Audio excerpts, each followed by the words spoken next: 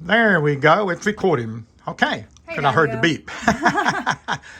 Okay. Hello, Diane. Hey, Daddy-o. What are we going to talk about? We're going to talk about a simple lesson to make a word using primitive association. Okay. The archaic art or primitive association, and we're going to use something primitive. We're going to use Flipper's water. Yes. Flipper lives in primitive water.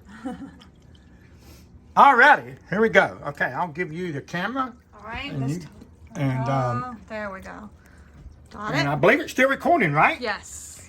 A little while ago it was recording. I just learned that there's a button on the bottom of the camera I was hitting, and since my eyes are blue and I can't see very well, we were sitting there talking to a camera that was not even rolling. Okay, here we go. All right, let's make a sound using the lofty air we breathe and the wavy water we drink, and we're going to use the primitive element to make a primitive sound. And I'm going to try to make it as slow as possible, okay? I'm going to do the voiceless first. I'm just going to blow air through the tube.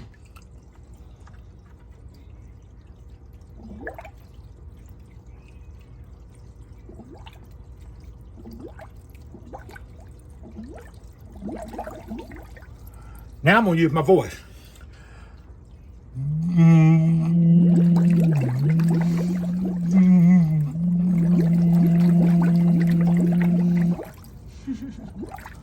Alrighty. Now, There we go. Just careful now with see it. if I can grab the camera. On the right. Don't press the button. There you go. I didn't touch the button, did I? I hope not. Man, It's I'll not- tell you that.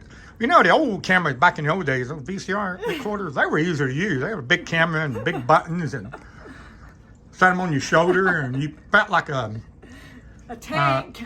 yeah, you felt like a cameraman making a movie. All right, make that sound, Diane, with your mouth if you can. Let me get a little closer. Well, here, you walk a little closer into the light. There you go.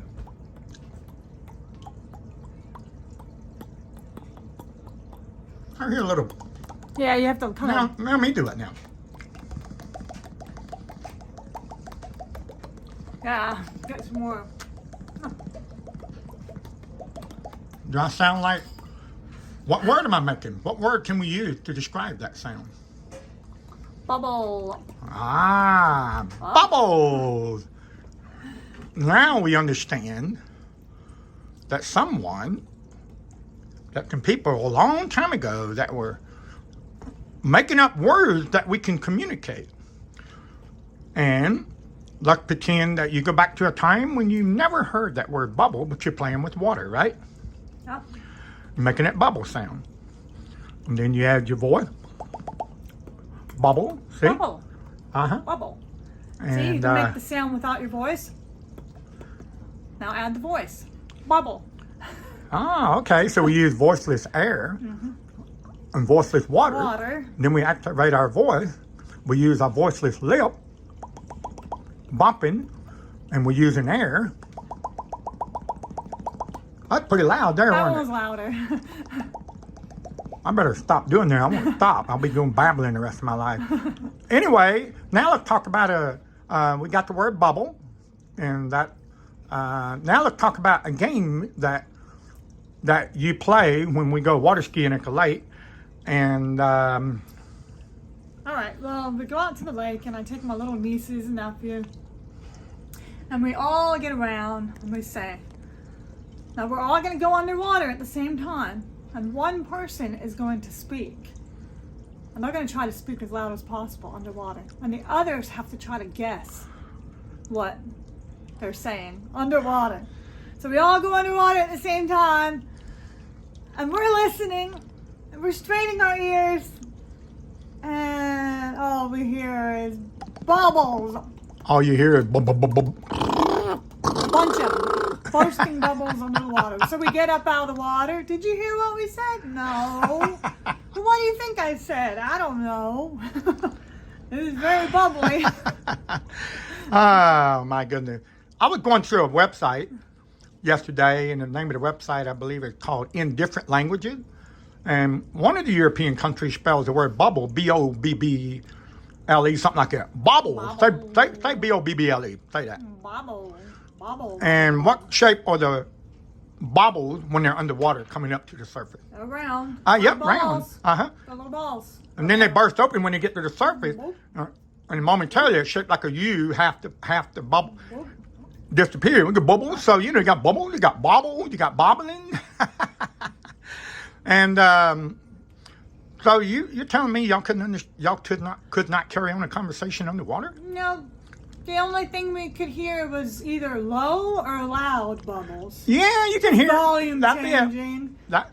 But you could never make out any word or any. Just, well, it was just I bubbles. think every child on the planet that goes swimming, I think they play with that Played game, that don't game. Ever since And, I was little till now. they? Yeah, I remember when I was little, we'd have somebody stay above the water, and I would go below the water, and I would talk, come back up. Did you understand what I said? I said, no, I couldn't understand nothing. And then when they go in the water, and I stayed on top, and I listened really carefully, and all I heard was,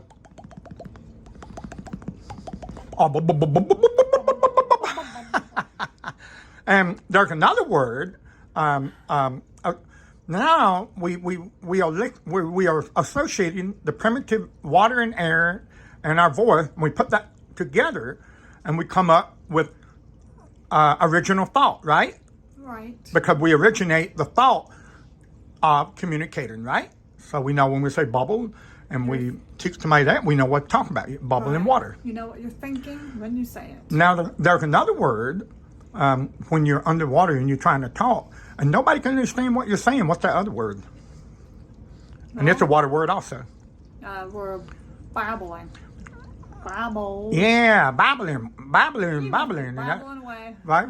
You usually refer to the Tower of Babel, where it's usually translated as like chaos and confusion and all that. It can be translated many ways. It can be translated tangled up or whatever. There's many ways to describe when people can't understand one another. But always keep in mind, as you've already pointed out, that bubble is a water word, a water association. And the word babbling is also a water word. And why do they call it babbling, Diane? Why do they say, oh, that person's just babbling like a baby? Why do we call it baby talk or baby babbling? How come, Diane? Think about it. Well, I still remember all my little nieces and nephews when they were babies. And even before they even said their first word, they would sit there and just play with their mouth. And they would make bubbles, and they would babble away, and they'd go. You'd see these bubbles just appear in their mouth, right? Can you blow a bubble? I wish I could do it right now, but you have to have a lot of water. Let me blow a bubble with my mouth. Let me get my saliva going. If you can really get that going. All right, let's listen.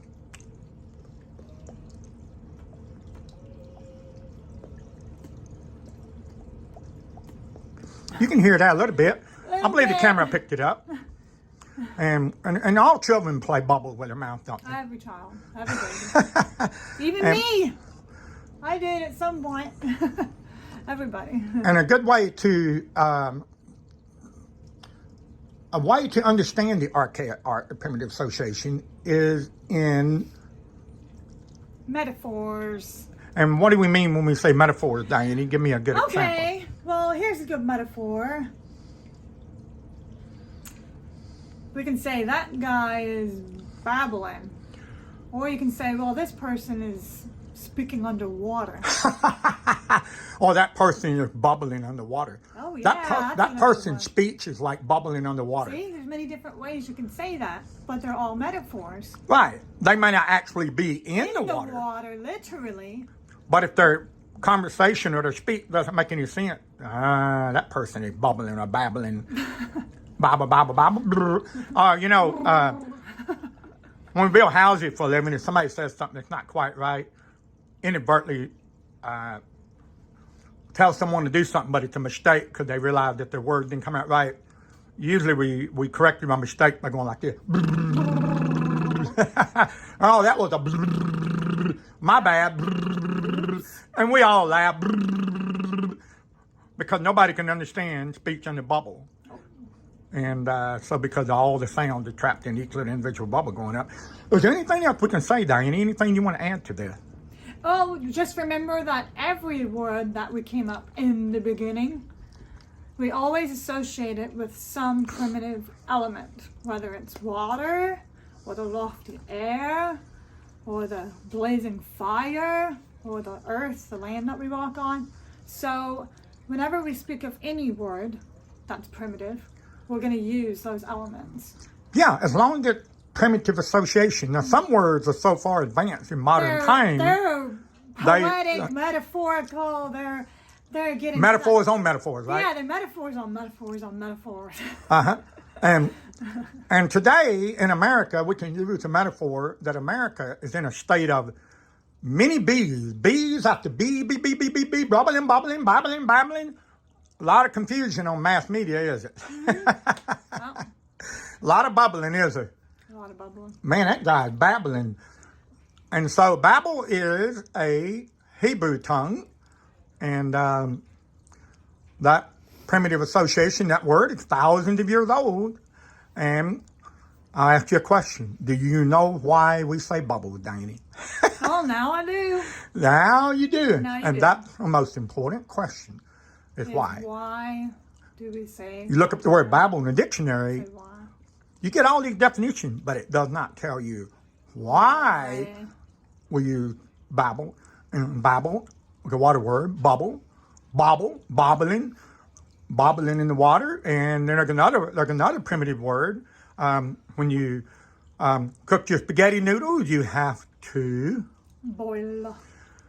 Yep. And I was looking at some of the other tongues in European, and sometimes some of them use the word like bola. Yeah, boil. I'm like, and some of them, and that's where you get the root of the word boil, because you boil water, you get bubbles, right? Right. Once the water starts bubbling at the top, it's going to start to boil. See? Boiling There you go. bubbles. There you go. There you go. Okay. All right. Anything else you want to say before I turn this camera off? Well, I certainly don't want to say any babbling. There you go. Better understand. All right. I'll see you next time. All righty. And thank you for that wonderful lesson in the archaic art of primitive association. And we came up with an original word, just like they did 1,000 years ago, called bubbles. See you, folks. There you go. Did it turn off? Not yet. Click it again. Click it again. Just click the button.